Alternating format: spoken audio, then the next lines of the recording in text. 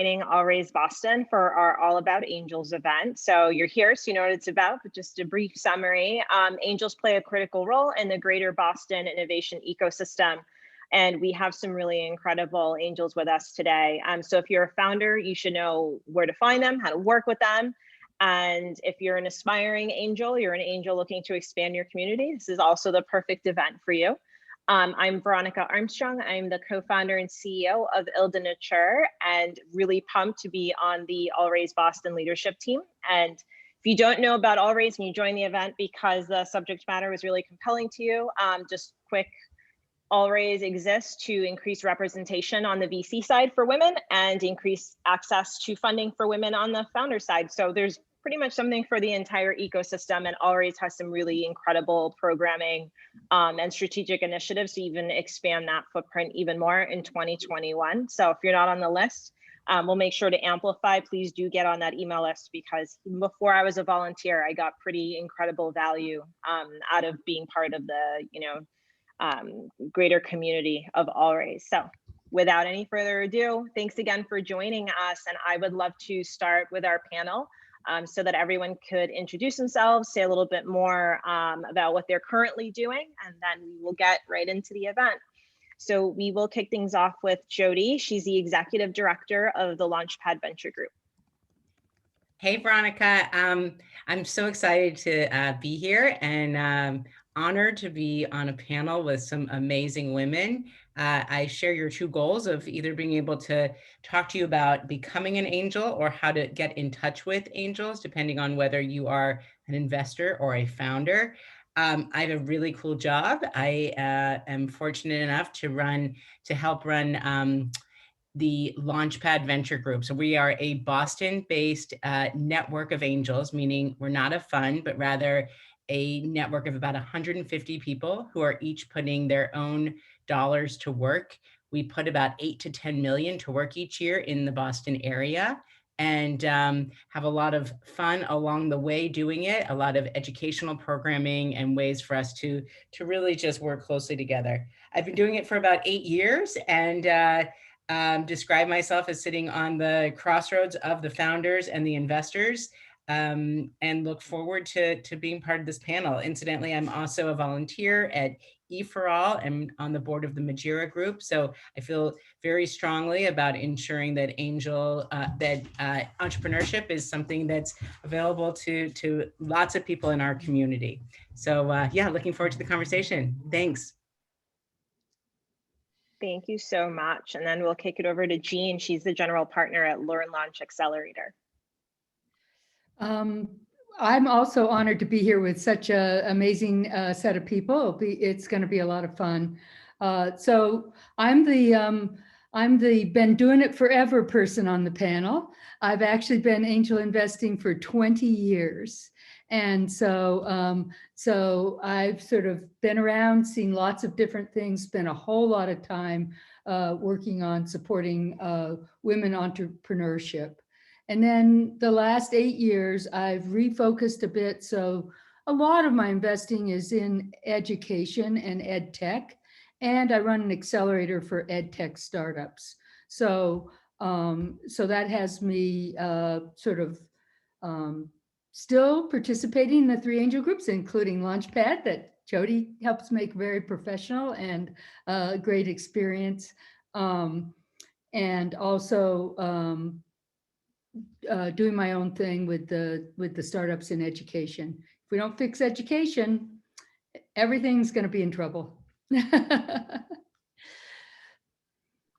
Absolutely, and so well said. Thank you, Jean. And then we have Olu. She's the founder and executive director of Kids in Tech.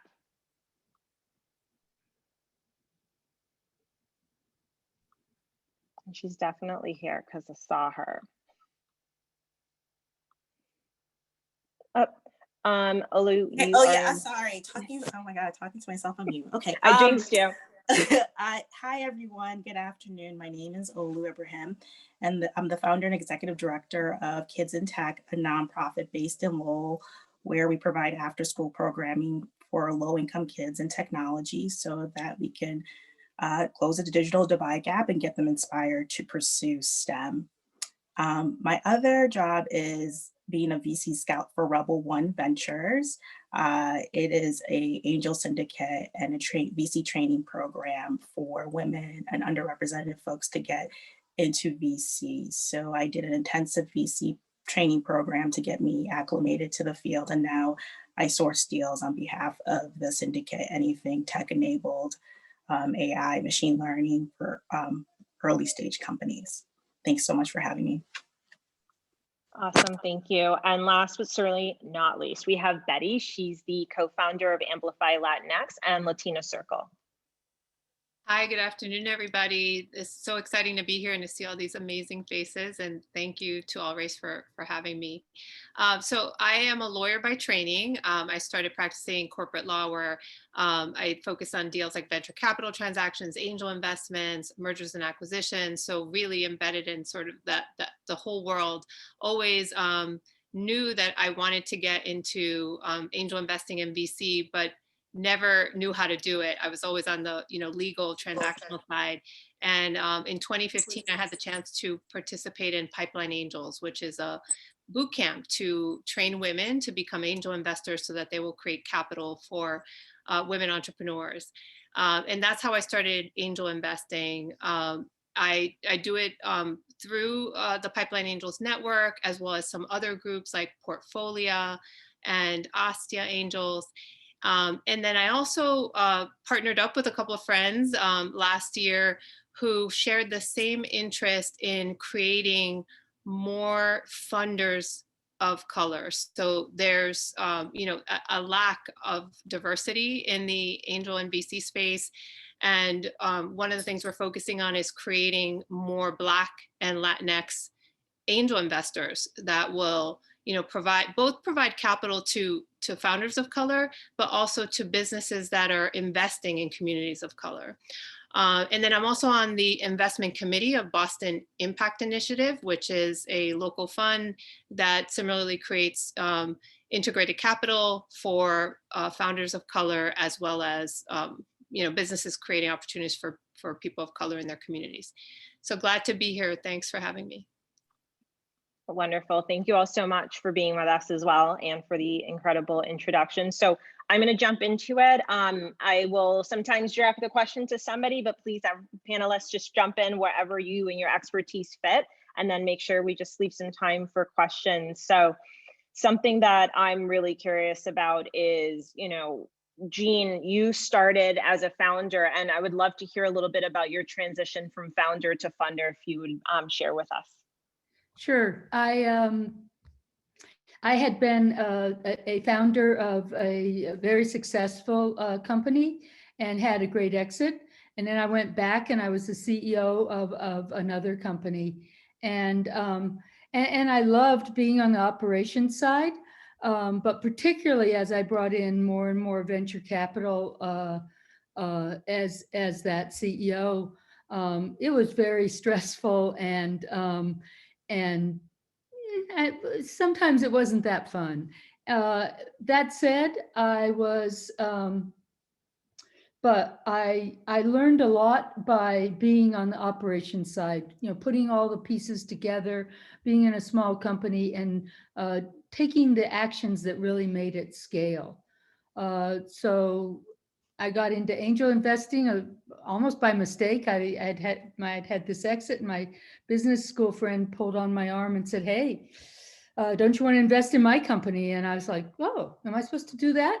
But by the next morning, I was the first investor ever in Zipcar. So kind of crazy, kind of risky, but at the same time, it just made sense. And later went on to lead a round there that turned out to be really important for the company's success. So now I could be on the operations side, but I really love being an angel. I love thinking about problems, getting into the business issues, but also not doing just one thing. And so it gives you the diversity of learning new ideas, seeing different approaches, and also getting to work with a lot of really interesting people, each one different, each one fun. And I have a huge portfolio in women entrepreneurs. So just have seen a lot.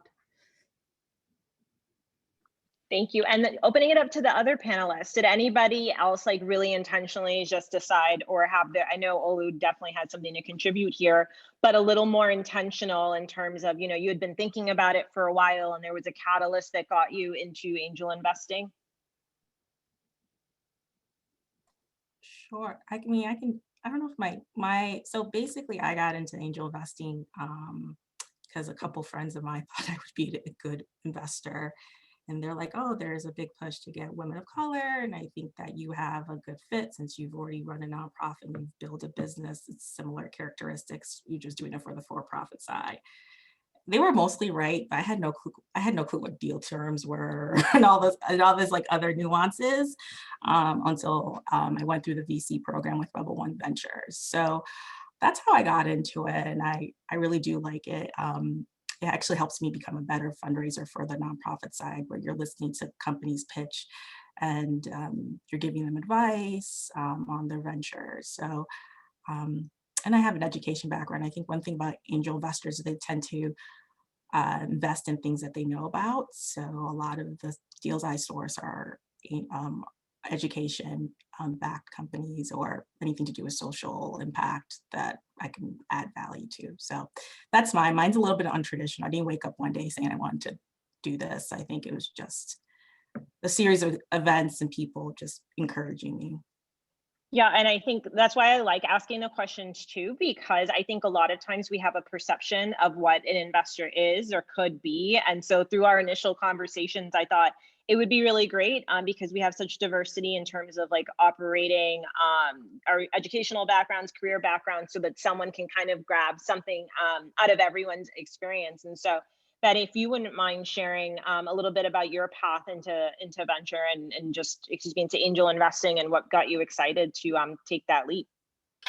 Sure. Yeah. And, you know, it's like I said, I started as a lawyer doing the deals, right? So I could document a VC deal, an investment and understood the deal terms, but never understood how the VC made the decision to invest in that business. How did they find that business?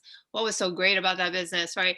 And so literally when I saw, this is the funny story in that Natalia Alberti Noguera started Pipeline Angels. And I didn't know her, but I follow, as part of Amplify, I follow Latino leaders, right? So I saw her name in the BBJ as part of like an event. It was like the Women Lead event or something like that. She was a speaker. And I said, who is this Latina that I don't know about? So I Googled her and found that she was the founder of Pipeline. And, you know, when you see something, you're like, that's the thing for me, like something, the universe just opens. And I read about Pipeline Angels and what she was trying to do. And it was early in the history of Pipeline. And you know, it was this boot camp. It was to teach you how to invest. It was in a group cohort, right, where you were with other women like you that wanted to learn this, and then you would ultimately invest in a company. So as part of Pipeline, you know, you hear startup pitches. You then do due diligence. They want to get you to the point where you actually make an investment. And so I stalked her. I went to the BBJ event. I was like, I need to meet you, and I applied for the program. Funny enough, I was also at that point in my life had left law and was starting my own business, a kids fitness business. So I was both trying to be an entrepreneur and trying to be an angel investor. And it was an amazing way to learn both sides, right? So I you know, couldn't think of a better way to do it, but it was a crazy way to do it. And what Pipeline did for me is it demystified the process, right? It said, here's a group of women that could take complementary skill sets, right? So my cohort was 6 women, other women that wanted to be angel investors, and we all had different areas of expertise. And then we used that to even decide on which companies did we want to hear pitch, right? Because we all had different interests, and you know, some were interested in education, others in clean or you know, environmental, others in healthcare. So we could bring you know, sort of those interests to the table and help assess these businesses. And it also creates a de-risking, so to speak, right? Because you invest together. If you wanted, let's say a company was looking for $50,000 or $100,000, each of us ultimately puts in a small amount, right? With Pipeline, you commit to putting at least 5,000 as your first investment. So it creates, again, an environment where you don't have to put a lot at stake to start, and you're doing it in a group setting and you feel more comfortable, right? So that's how I started, actually. With that first investment was into a company called VidCode, which provides coding programs for teen girls, but with using arts and photography and video as the medium to teach coding. And then over time, just got comfortable. It also put me in a space with other angels. Like, I don't think you wake up one day and say, I want to be an angel investor, and boom, you just start investing. I think you have to immerse yourself in a setting that has deal flow, first of all, because you need the deals. And you also want to leverage the expertise of other angels, right? So getting started by being a part of a group. It could be an angel group, it could be an education group like this, like Pipeline. And then there's other groups that started to pop up, like funds, right? What they call angel training funds, like Portfolio, for example. You can invest in it, but you don't make the investment decisions. However, you could be part of listening to the pitches. You could see what the investors are asking, what they're thinking about. So it's a learning fund. So there's a lot of different ways to get into it. Both for founders, but also if you're thinking of angel investing, I think a lot of things have started up that are demystifying this process and making it more accessible. Yeah, I'll jump in a little bit and just talk a little bit more about the range of angel groups that you might encounter. There's the angel groups where each person makes an individual decision, but the group won't move until there's a certain amount of interest. And then there's others that are more little funds. So if the either a vote or something like that happens, then the investment goes from the entire group. And they have different risk profiles for different folks on the at that point in time. So and it also has some different timing characteristics for the entrepreneur. Sometimes the fund-based or operations move a little faster in getting decisions done. So that's another way to think about it. But super helpful. And Jodi, I would love for you to jump in here and just tell us a little bit about how you got where you are, but then also just to segue into the power of community for both the founders and the funders.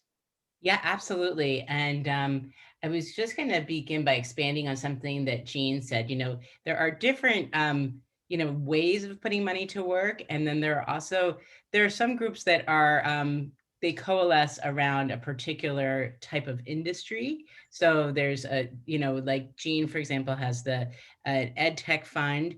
There are groups, I'm thinking primarily here in Boston. There's one, for example, that focuses entirely on clean energy. So that's a really important thing to just think into yourself, sort of what matters to you. Another one that's really important is Golden Seeds. Jean's also a member there, and they have a mandate that you have to have at least one female founder as part of the startup team. So there are a lot of different ways to think about it, but I'll talk a little bit, Veronica, about both sort of becoming an angel and what to think about and what that means.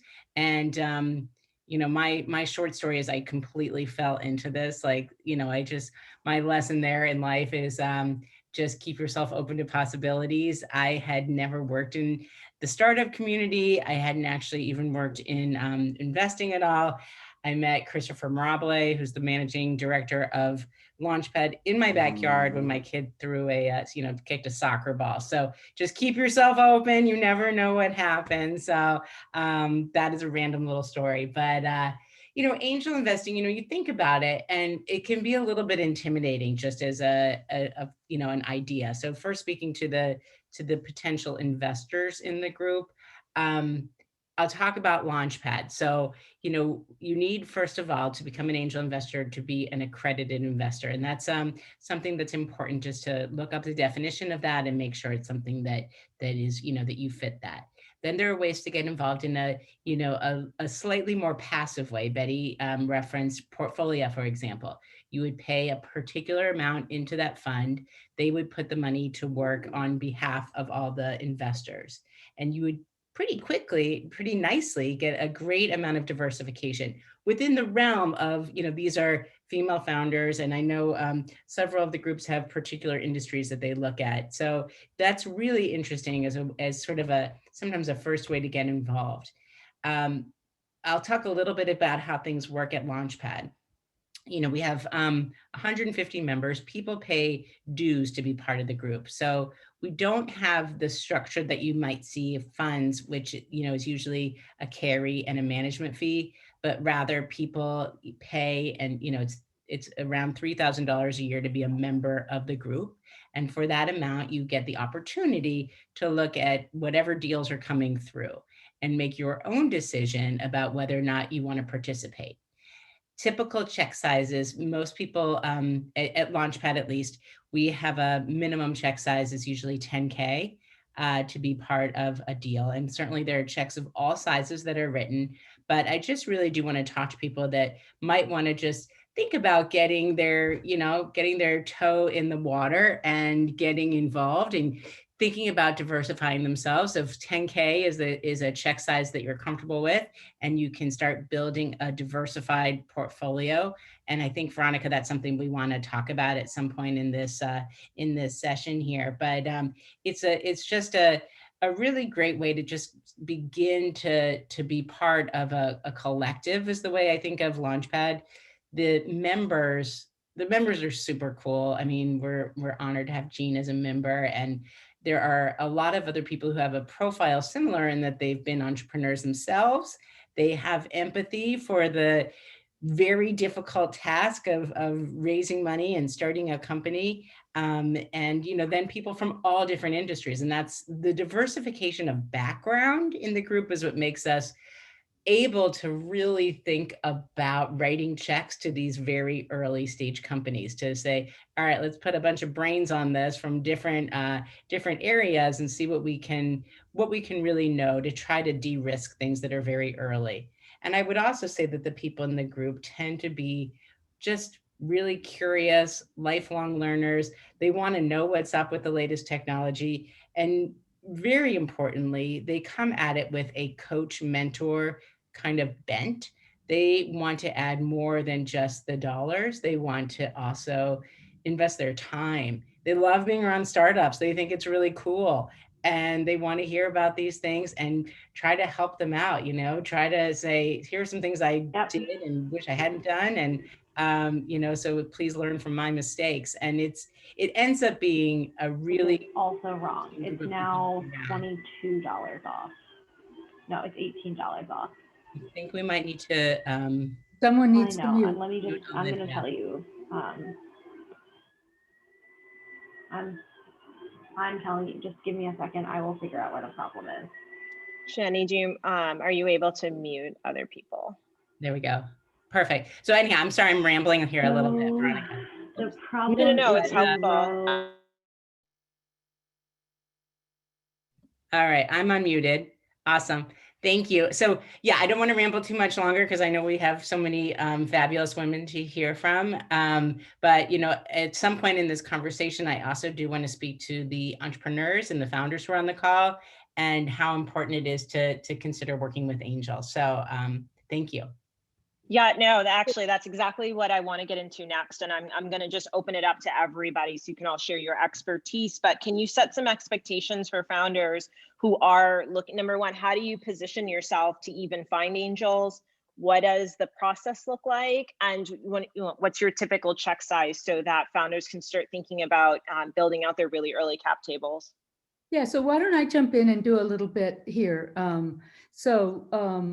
I think that one of the things that is specifically valuable is to go try to find places where you can meet angels and investors, and also start to learn some of the language. So here in Boston, we have a group called the Capital Network.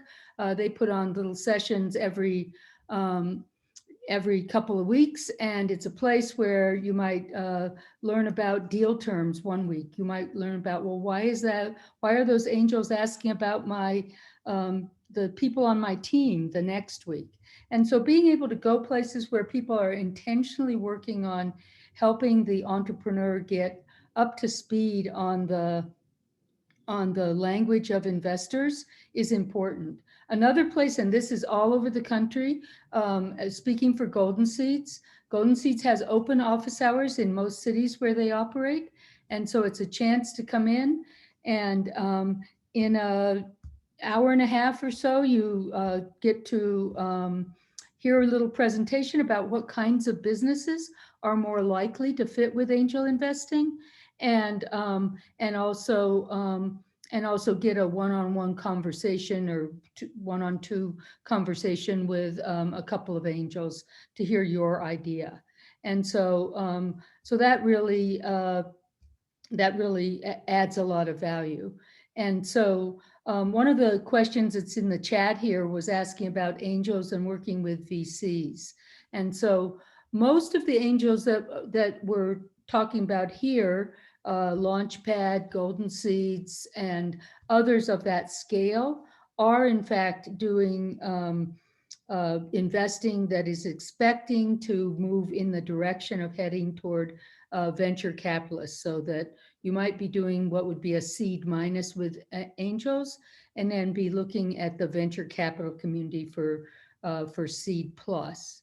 It's actually one of the minor risks is the transition across from angel to VC, but in most cases, companies will never develop enough revenue to be interesting to the classic venture capital community prior to having some type of investment from a group like an angel group.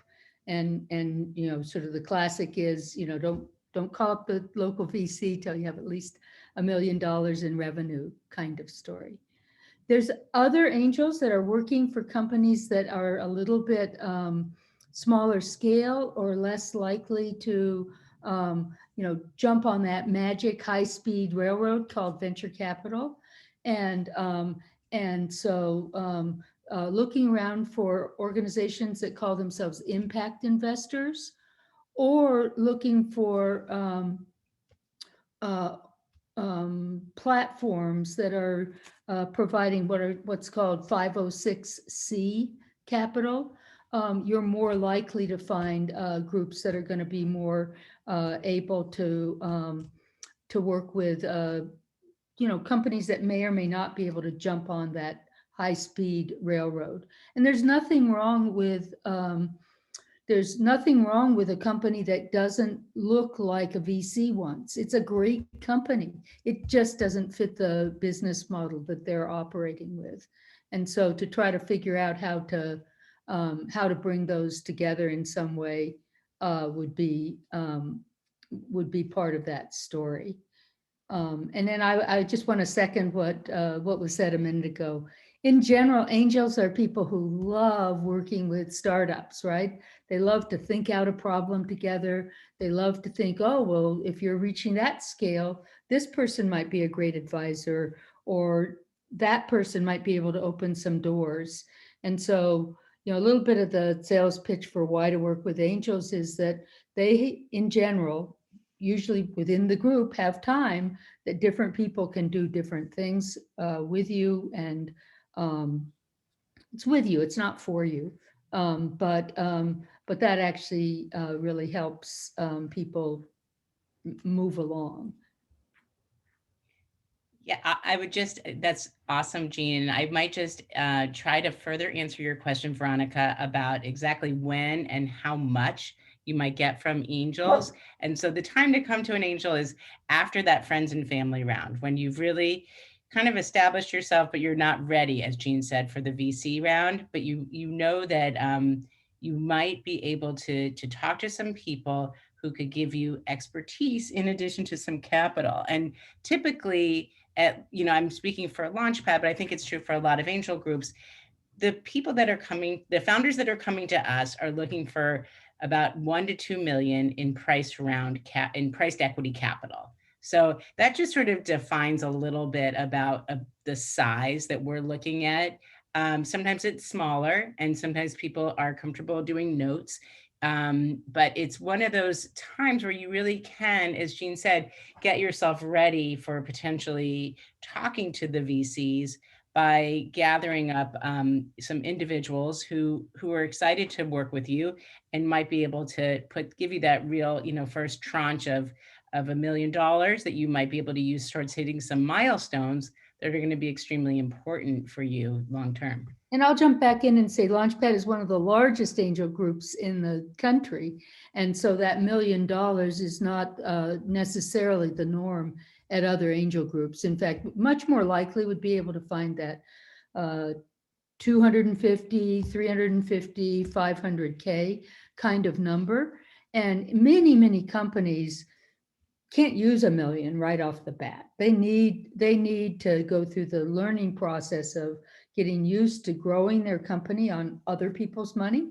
Remember, other people like to have an opinion when you're using their money.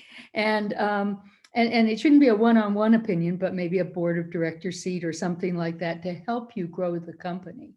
And then later you might be able to get into the big angel groups, some of the micro VCs, and there's a number of different paths that then become open potentially to these companies.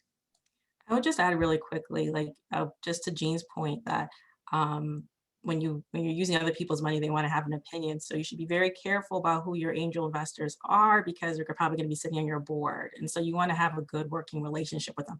You don't need to be best friends, but there needs to be definitely a level of respect and trust, because you need to be able to go to them and tell them what's really going on with their business, so you can get the knowledge base that they have, so you can grow your business. Like, they're there to help you. I mean, that's the case. They should be there to help you. So I would really encourage people to think about personality fits. What skills are you lacking as a leader? Nobody has all the skills. So how can this angel also give me capital, but also really help coach me in this particular area so I can become a better leader?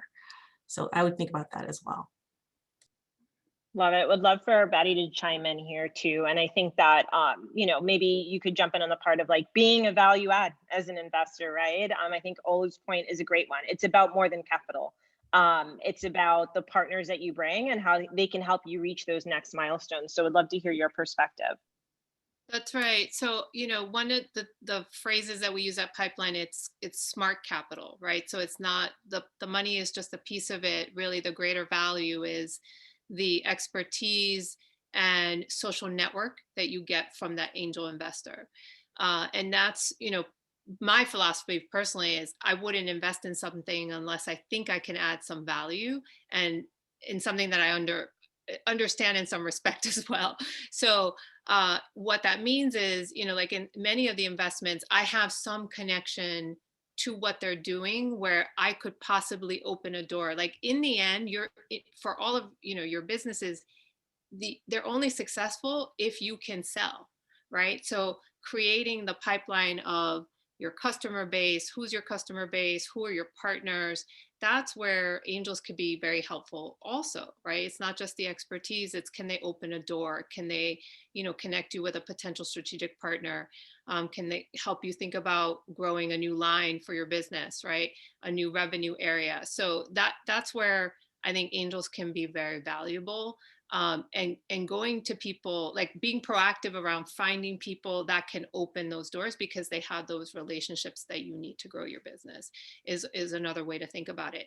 And I know we've talked a bit about, size and when to go to an angel. I mean, I invest really early. So some of those rounds aren't even $1 million, right? It's someone that needs $100,000 to create their prototype. And has a little bit of traction in that they've validated that there's a market opportunity, and now they need this money to, start. Maybe it's to do a crowdfunding campaign, right? Or it's to create the first round of prototype of this product or service. So angels can really range in when you find them. I mean, in the companies I've invested in, because they tend to be earlier, it is the friends and family money, right? For women, and also for women of color in particular, they don't have the large social network, right, that provides that capital needed to even kickstart their business. So there's a set of angels that will invest early on, and they're sort of that friends and family round for you. So I would think about it as, you can look at angels at the very early stage, and then you kind of phase up from there. And I would say from other places to find angels, there's a lot of accelerator programs, and many of them, through the educational component, will connect you to angels. Like I actually did the Babson Win Lab, which is an accelerator for women entrepreneurs. And every session where we had to pitch, it was to investors, so that you could get a sense of what they were looking for. So, I love accelerators. I think, to the extent you can do one, there's so many. There's Mass Challenge, right? There's a ton here in Massachusetts. All of them will have investors. And the other thing is programs like Pipeline, they actually have their pitch round open. So you could apply to Pipeline Angels. I would say it tends to be smaller dollars, but it's also a way to what we call diversify your cap table. Because another thing, I have one story where one company I met at my first Pipeline Angels pitch session, was a company we really, really liked. They make a detection for food allergies. And we just knew that would take, a lot of funding. It was sort of in a space that while we liked it conceptually, we knew that it was like a long road for commercialization. So we passed on it, but the founder kept in touch. And after 3 years, she came back and said, Betty, I've raised, she actually had raised, I think, 2 million at that point, and said, but I have no women. I have no women investors.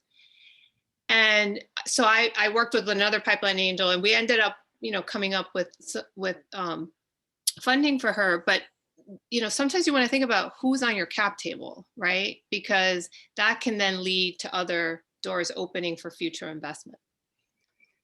So I think I'll jump in again and talk a tiny bit about how investors in general view the companies that are coming at them. And, there are a few of us. I've done some very, very early investing. But in general, people are expecting you to start reducing risk. I sometimes say when an investor looks at a startup, what they see is a big pile of risks. And so your job is to make those risks go away, to say, oh, here's how, when I talk to 5 senior leaders in the kind of firms that I expect my product to sell to, here's what they said about being involved in pilots. Here's the way that I added to my team so that there's not so much technical risk in getting the product done.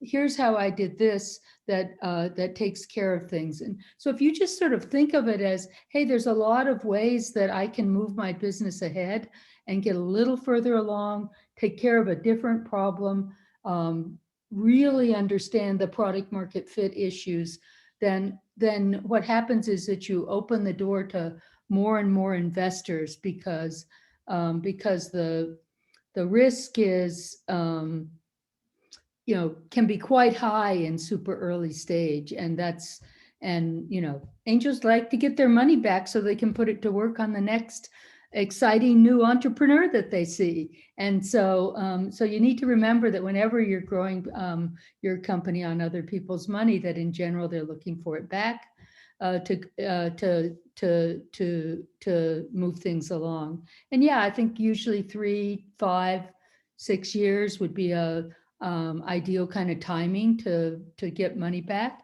There's been some great deals that took a lot longer, some not great deals that took a lot longer. And one of the other things about if you're even considering being on the angel side, this is risky business. These are quite can be quite risky. Different angels take care of the risk different ways. Launchpad, for example, only invests in companies that are in the New England area, because that way they get to be able to drive out, be at the company, be involved, and really understand things. On the other hand, something like Golden Seeds, which I co-founded the Boston branch of Golden Seeds, and am still a long-term member there, working with angel investors all over the country. And so different people think about different aspects of risk. Is it diverse decision-making, like Golden Seeds requiring a woman on the senior team? Or is it ability to know where there's local resources? Oh, this company needs a new VP of marketing. Oh, I know some people who might be a fit, right? So angels are trying to think about how can we reduce risk with you? And that kind of comes up with how they pick their strategies. Oh, really wonderful. I want to make sure we leave some time for everyone to ask our amazing panelists some questions. So at the bottom of your screens where you see reactions, just go ahead and click raise hand and ask your question. Some of you have already asked some questions in the comments, but there's a lot of them. So I will, while you guys raise your hands, I'm going to grab one, which is from Camille. Do angels in Boston only invest in companies with Boston HQs? Jean kind of, alluded to that it depends on the person. We are very, very fortunate to live in a town with a lot of activity, a lot of incubators, accelerators, and brilliant founders coming up with exciting ideas that need funding. But, and so Launchpad does only invest in companies in our local area, but many look, far beyond the Boston area. And one other place to get to find angels in your area, because there is a little bit of a local play to angels in some cases, is to look at the angelcapitalassociation.org website. And that will link you to a lot of angels. And yes, there's some that aren't members, but that gets you to quite a few. And another way to think about it is just to say, call up somebody who got funding and talk to them about how they did it, and get to know the people who are going before you in the entrepreneurial track to try to figure out what's going on there. Can I just add to Jean's point? She's absolutely right. Like local business leaders, like they could also help you with your family and seed round. I know for a lot of women and people of color, those people who've already done it, like Jean said, maybe your family seed round if you don't have the social capital. So I'll just add that into play too. You should definitely get to know people who are local to you who've already done it. And just build a relationship before you need it too is really important. You can't just like show up and ask for a check, because part of the process, you have to go through due diligence where they're like checking all your financials, making sure what you said makes sense, making sure your cap tables make sense. So I guess all that to say that this is a very long game, even though angels do pre-seed to Series A, sometimes to seed, depends on the fund. But I would just say like, it's a long game. So you're kind of married to everybody who's helping you grow your business. So I would just stress that it's kind of duck dating. But I would just stress again that you should make sure you have the right people on your team, and you're taking your time. As much as they're vetting you, you should be vetting the angels as well, to make, especially for the entrepreneurs on the call, to make sure that it's a good fit for you to be successful. But yeah, Jean's absolutely right. Like people local to you are probably one of the best relationship builders you can do before you get tapped into the VC market as well. Love that. And yes, ask other founders, and then don't discount the power of your alumni network or any like professional networks that you belong to. So if you're in an area that doesn't have a high concentration of angels, sharing the founder perspective, that's another really great place to look. Gretchen Wilson had a really great question. Do you mind unmuting yourself and asking, Gretchen? Sure, thank you very much. And thank you, panelists. This is great. There has been some research that has come out. Jean, you had mentioned the risk mitigation questions, and it's specifically targeted towards female founders, whereas male founders tend to get more questions talking about the opportunity for growth. And amazingly enough, that comes from both male and female investors. And so the answer is just to do that. If somebody asks you a risk question, answer them back with an opportunity answer. And also remember, when you're looking for capital, you're in competition with other people who are telling very aggressive stories. So get a little bit of, even though you know your core business really well, you know, probably the guy telling the same story might say, yeah, and at month 14, we're going to add on this second line of business and do X and Y. They may not even know what that second line of business is. So as a woman pitching for money, you need to get, you need to get just a touch more aggressive, and you have to talk about it as an opportunity space, not as I overcame all this hardship. Nope, that's not the story. The story is together, we're going to build a great business. And with your smarts, we're going to join together and build a great business. And so there's a little bit of technique to telling the story. And the other thing is to look for investors with a good track record of investing in women. One year, I know Launchpad here in town got the award for the most investment in women in the entire town. But look for places where people are making an effort and going out of the way, and get a mentor and an advisor. If I look back at my own entrepreneurial experience, one of my hardships was I really didn't have much of a mentor or advisors to really help me understand what was going to be the next steps. And so I definitely think you should definitely, move out those directions. Great, thank you. Michelle Cairo had a question. I think it was answered, but Michelle, please feel free to unmute yourself if you just wanted to ask another. Hi, everyone. I can't even remember what the question was. It was so far back the trail. When do angels typically get their Yeah, it was really to find out that when do angels expect to get their money back? Because obviously when we're doing financial modeling, we're trying to figure out where the next step is. I don't know if I'm procrastinating at this point with financial modeling or if I'm actually doing the correct thing, but I'm trying to work out a 3 to 5 year, where do I go with the pre-seed funding? Where do I go funneling wise to go into seed funding? Do I want angels that have strong contacts with VCs so that it's an easier route in, blah, blah, blah. I come from an ex-corporate banking background, so maybe I'm just over Hammond this a little bit. But for me, I'm interested to find out, when are these angels looking for their money back? Being in banking, I come from a debt background, so not equity. So for me to change that mindset to you're not repaying a loan per month or an overdraft, how do we get the equity paid back? So that was my question. When do they look for it back? 3 to 5 years, and then what's the next step when you go into seed round and then you go into Series A? How should we be thinking as entrepreneurs? Well, angels follow the money all the way through. They don't expect to be bought out.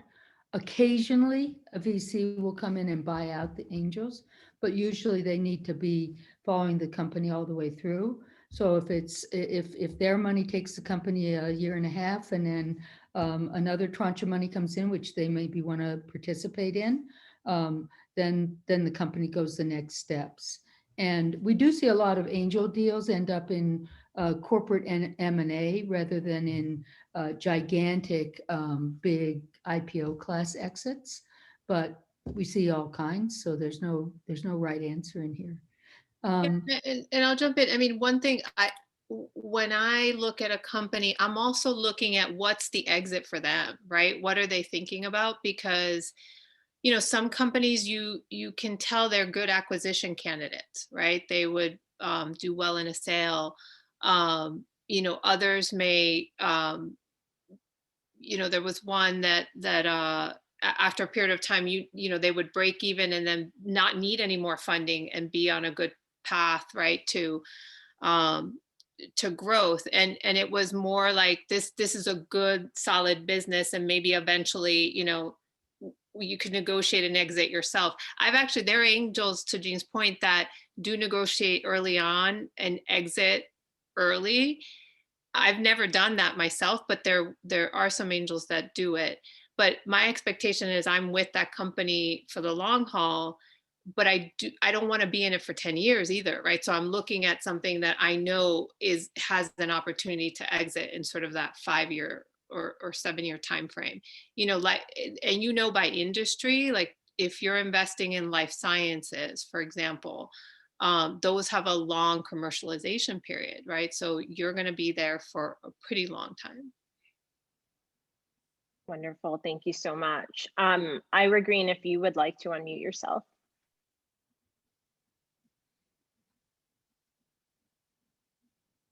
It's Ira. Hi, everyone. Apologies. Everybody Hi, does Ira. it. Don't worry. It's spelled IRA. So, Jean, so glad to hear you saying something about Golden Seeds. We're talking to them next week. We've been talking to them for a year now. So absolutely awesome. Carolyn's amazing over there. But I had a question. We're from Las Vegas. We don't have we don't have an angel community here at all. And I'm very jealous at all of you in Boston right now. And, but we've been getting through. LinkedIn has helped a lot. And it's a twofold question. One, when you're in a place where you don't have community, there's nobody, you've got a few introductions, but you need more. Do you find LinkedIn to be the best one to go to? That's question one. Question two is, as angels, what kind of investments do you prefer? Is it convertible notes? Is it safes? Because I've heard angels steer away from safes. Is it straight equity? Is it priced? Is there something specific that angels tend to look for on that makes it a lot less risky for them? Not really. I think that what you find is that convertible notes and safes are halfway steps to a priced round. And if there's not enough money being raised, then those halfway steps are one of the okay ways to do it. And really it's whatever's comfortable in the community, right? So here on the East Coast, we're not particularly safe happy. West Coast has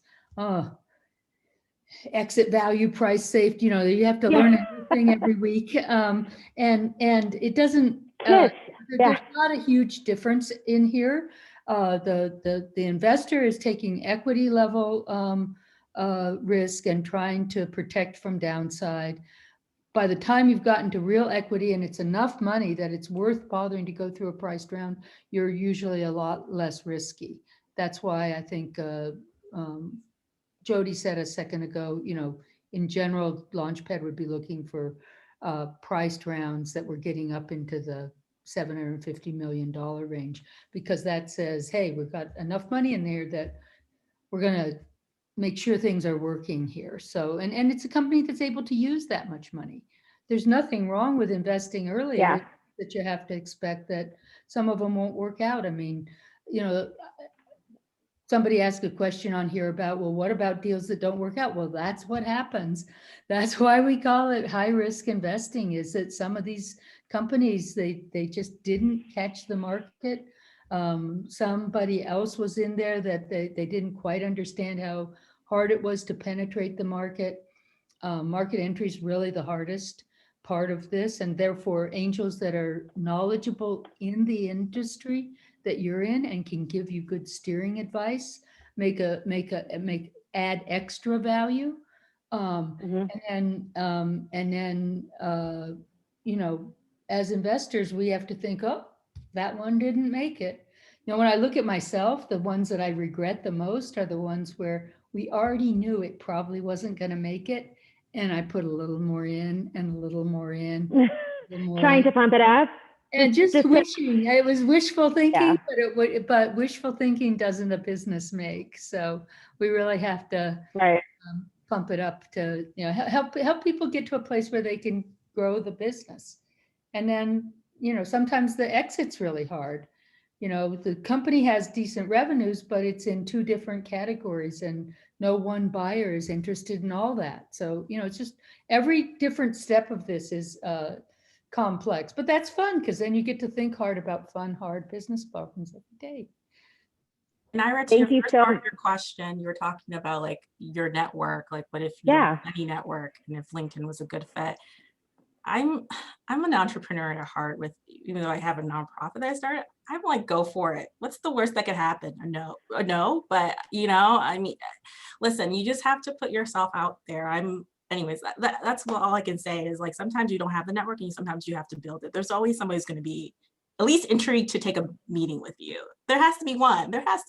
So I would say, Oh, there is. It's hard. I'm telling you, like we've come out and I've walked into places and they're like, what's a pitch competition? And my friends, you know, all females are moms and they're like, you want to talk to my husband about what? So it's been really interesting. I'm going to let everybody else talk about it. Sorry. And by the way, everybody that I've sent intros to on LinkedIn, please accept. Please accept. Thank you, Ira. Yeah, I mean, we're all happy to help too. Totally understand especially during COVID though. I think, you know, wrap this up. COVID has made people less community, you know, inward community focused. I think it's a lot of us have expanded our networks online with, you know, amazing events like this. So I would just encourage everybody, like, be part of the All Raise community. Like I mentioned, it was delivering a ton of value to me as a founder, even before I was formally involved. So I can't hype it up enough. Be present online, be helpful to others, and never be afraid to just like ask questions, ask for help, and ask for an intro. Olga, if you can go super quick, we've got time for one last question. Hi, thank you everyone for this presentation. It has been wonderful. I was wondering what's one thing that you've learned from a failed investment? Because we always hear about the, you know, the successes, but not so much about the failures. Thank you. So I have two that didn't do well during COVID. So one was a COVID, you know, issue where they just couldn't recover because of the impact of COVID. And you know, I think the lesson learned there, I mean, they were just a company on a good trajectory, and it's just a bad, you know, got dealt a bad deal, given the pandemic. But I think the one thing that I learned was communication is really important. And then the other one, that the other failed one, which is, you know, not a whole lot of money, but there was a lack of communication with the entrepreneur. And I think the one thing as entrepreneurs that you can do is make sure you communicate with your investors, send an investor update once a quarter. You know, you can also reach out to individual investors, you know, especially those that want to help you more, but keeping them up to date on what's happening in your business is really important. And not a lot of founders do that enough. And I think my lesson learned as an investor is to encourage that, to, you know, I don't want to be like, I also know you're running businesses, so to ask for lots of updates is not fair either, but there's a balance, right? So I think communication is really, really key, and being open to sharing when things aren't going so well is also really, really important, because sometimes that investor could help you turn it around. So I'll leave you with that. Wonderful. Thank you all, for everyone who attended, and thank you so much to our incredible panelists and just the All Raise Boston community for giving us a space to get together and have really important conversations. Have an awesome weekend, everybody.